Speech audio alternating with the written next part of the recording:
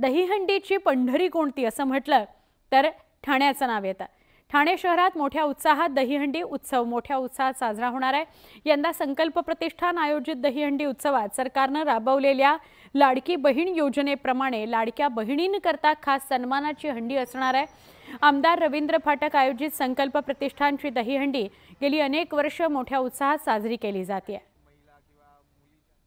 संकल्प प्रतिष्ठानच्या माध्यमातून ती दहीहंडी लाडकी बहीण म्हणजे लाडकी दहीहंडी बहिणी त्याच्या माध्यमातून आपली संकल्प प्रतिष्ठानच्या वतीने एक नवीन दहीहंडी उभारण्याचा प्रयत्न केलेला आहे महिलांसाठी खास म्हणून। आणि त्याचं दहीहंडी आपल्याच महिला या आमच्या लाडक्या बहिणी ज्या महिला आहेत त्याच महिला दहीहंडी तर येतच असतात दरवर्षी, पण यंदा जास्त प्रोत्साहन असल्यामुळे लाडकी बहिणी योजना महाराष्ट्रात जोरदार परिस्थितीने स्वागत करते आहे सरकारचं। त्याच माध्यमातून दहीहंडीला पण स्वागत महिला करतील असं मला वाटतं।